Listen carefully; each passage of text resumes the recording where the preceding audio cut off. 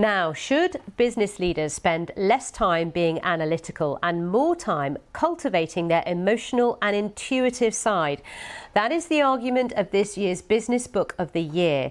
It's called Leader as Healer, and its author says today's boss, quote, must be skilled in mindfulness and deep listening and possess a clear and wholehearted sense of service, mission and purpose.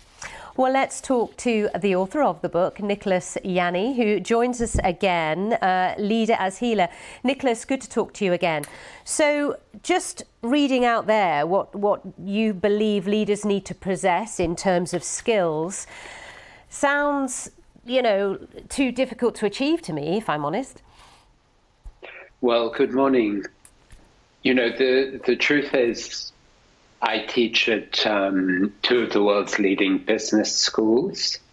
My company is working with a range of organizations, and this is being taken more and more seriously.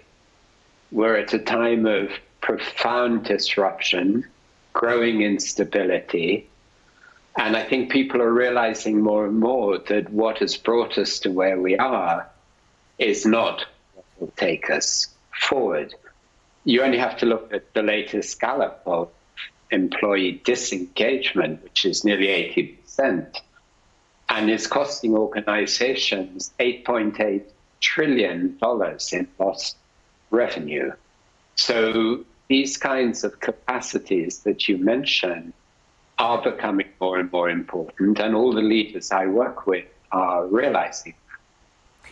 Well, talk us through the types of leaders that you are working with, because the sort of leaders that grab the attention, certainly in the programs that I present, news and business, are people such as Elon Musk, Donald Trump, Vladimir Putin of Russia. We look at some leaders today, and the skills and the leader as healer is not something we'd be thinking of.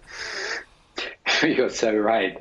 I mean, you're choosing very extreme examples, but I do think we're generally in an epidemic of quite toxic leadership. And, this is because we've normalized corporate cultures that are chronically imbalanced. Doing eclipses being, left brain eclipses right brain, and sensing, feeling, intuiting, and the transpersonal are relegated. They're put in the cupboard. And this is the old paradigm. And it's not enough to navigate the kind of instability that we're in. And at Matrix Leadership Development, we're doing leader as healer training, for instance, with one of the world's largest law firms. And particularly with AI, for instance, it's making it even more clear. Microsoft is saying it, the law firm is saying it. AI will take much of the functionality that leaders are dealing with. So what's going to become more important? How do I show up? How am I creating trust, credibility, authenticity? And I think it's important that empathy is not a skill. Empathy is who we naturally are. The question, therefore, is how come we've got so alienated from this very natural, caring capacity, which doesn't exclude, by the way, holding people accountable. The two go hand in hand. But leaders who are not able to care, I don't think they should be in senior leadership. Yeah, but sadly they are. If you look at, I know. If you look at who's in leadership around the world, some of the top companies in the world, presidents, prime ministers, and as you say, empathy is not something that you can train someone to have. And right. This is the big challenge for people who want to see cultural change within an organisation. How do you make that happen? You do so by first of all recognizing the issue, and secondly being willing to commit to development.